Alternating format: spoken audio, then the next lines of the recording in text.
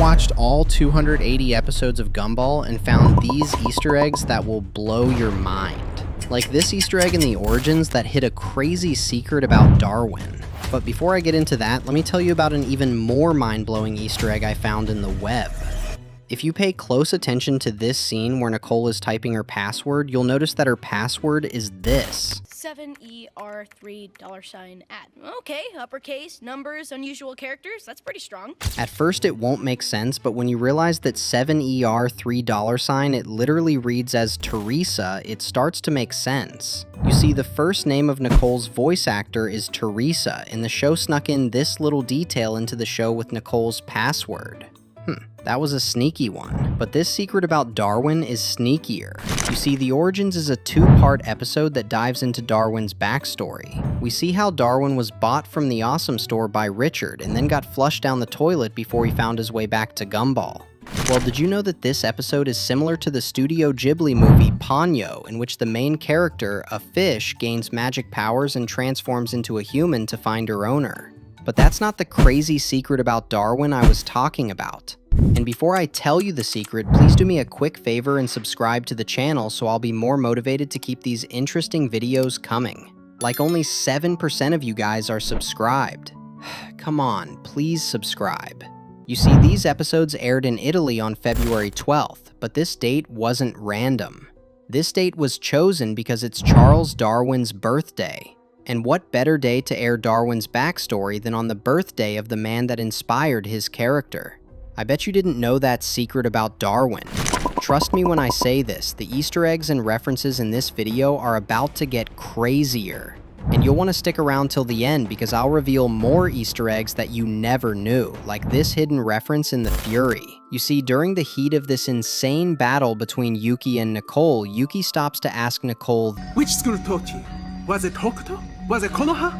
Or was it Mr. Miyagi?" The schools that Yuki calls are actually references you never caught. The first school, Hokuto, is a reference to the fighting style of the main character from Fist of the North Star. The second, Konoha, is the main ninja village in Naruto. And Mr. Miyagi is the mentor and sensei featured in The Karate Kid. These are all great schools, but Nicole learned from the best. It was the school of life. I have raised 3 kids and 1 husband. Speaking of real life, in The Vision, I noticed an Easter egg that referenced a certain former US president. Pay attention to this Vote for Allen poster. Notice it yet? Well, it bears a resemblance to the Hope posters that Barack Obama used during his 2008 presidential campaign.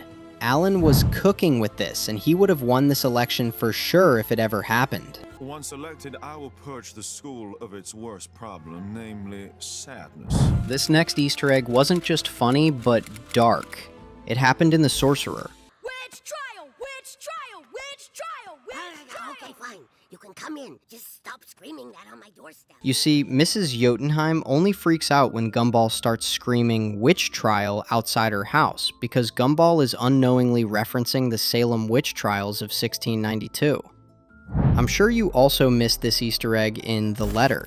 If you pause at the right time, you can see a newspaper clipping that reports Carrie's birth in her locker. But you see, this news story doesn't really sit right with me, because ghosts are not visible on camera, so she should be invisible in the photo. And Carrie is 327 years old according to the drama, so photography would not have existed when she was born. But what do you think? Am I tripping, or is this newspaper an Easter egg telling us there's more to Carrie's backstory? In the same episode, towards the end, Carrie calls Darwin a Lothario for trying to cheat on her. "You're trying to cheat on me? Is that what you're? A Lothario?" What's a Lothario? You see, Lothario is an Italian term used for dishonest womanizers that originated from the Fair Penitent, a 1703 tragedy. This was also a sneaky way to tell us that Carrie knows this term because she was around in the 1700s when the Fair Penitent was performed on stage. In The Nobody, while Gumball and Darwin are in the basement looking for the stranger living in their house, they come across this lamp. Did you peep that it resembles Luxo Jr., the hopping desk lamp mascot from Pixar? Well, I did. I also noticed in the same episode that Gumball referenced my favorite anime with this scene. He's more scared of us than we are of him. Let's run the scary! Ah! Get away from me, you creepos! As it turns out, when they try to run less scary, they mimic the giants from Attack on Titan, with their sardonic smiles and flailing arms. Speaking of anime references, I also noticed the shippening referenced Death Note quite a few times. Listen to this.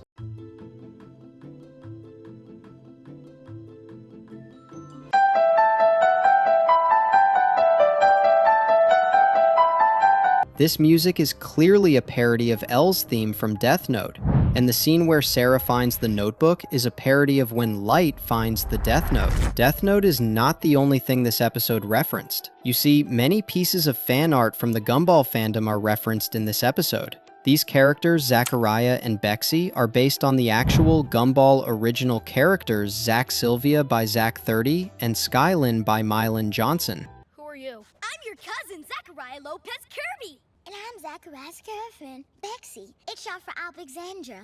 The Easter eggs are about to get more insane, so stay with me. In the allergy, Gumball tells the banana family that they will be blown all the way to the Pacific Ocean. One stupid word and you could all get blown off to the other side of the Pacific Ocean. Did you just say Pacific Ocean? This wasn't random. It is a reference to the famous Yahoo answer question titled, "How large is the Pacific Ocean?" In the loophole, when Bobbert attempts to terminate himself, he starts deleting System 32. The most logical solution would be to terminate myself, deleting System 32. This refers to the Windows directory that contains core files, showing us that he was trying to delete his core memories and everything that made him Bobbert. No way you caught that! In The Kids, when Patrick threatens Gumball over the phone, "I will look for you, I will find you, and I will build a house around you." It references this very famous quote in the film Taken. "I will look for you, I will find you, and I will kill." In The Goons, Darwin and Anna East toe wrestle just because. But while they were toe wrestling, I noticed something funny and insane. You see, Darwin's toe wrestler resembles Hulk Hogan, and Anna East resembles Randy Savage, referencing their famous WWE match at WrestleMania 5 in 1989. In The Vegging, this scene where the figure crawls out of the Waterson's TV is a reference to the scene where Samara crawls out of the TV in the 2002 film The Ring. In the same episode, the scene where Gumball and Darwin are being thanked by the Galactic Council is a reference to the Jedi High Council from Star Wars. They even wear Jedi robes. In The Mothers, when Banana Joe asks, "Is pizza really a vegetable?" it wasn't random. It was totally a reference to the 2011 Congress bill concerning nutrition in school lunches that claimed that pizza was a vegetable due to the tomato sauce on it. See, you'll know more stuff like this about Gumball if you're subscribed to my channel. In The Curse, Gumball trying to avoid bad luck in the classroom and on the highway is a homage to the Final Destination movies. And in The Nuisance, when Darwin briefly turns into a dog as opposed to a human like everyone else, it's a reference to him initially being the family pet. Nice one, producers. In The Society, when Tobias is dressed up as Bill Clinton, he is holding a saxophone. This is a reference to the real Bill Clinton famously playing the instrument on the Arsenio Hall show during the 1992 election cycle.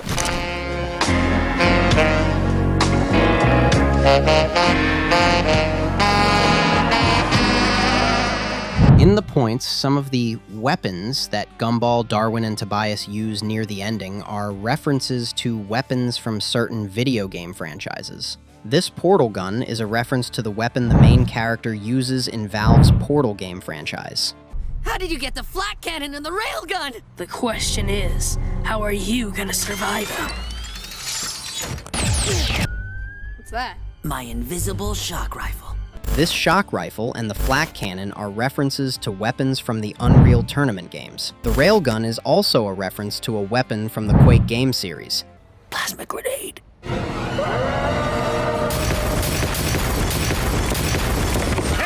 Even the plasma grenades are weapons in both the Halo and Fallout game series, and the shrink gun is a reference to a weapon from the Duke Nukem game series. It'll look much further after I've used my shrink gun. Finally, for the Easter egg that took me forever to spot, in the others, a picture of art director Antoine Perez and a book with director Mike Graves' name on the spine both appear in Claire's locker. I literally had to watch this episode 10 times before I noticed this Easter egg, and it's not even as mind-blowing as what I found when I watched the strangest episodes in Gumball.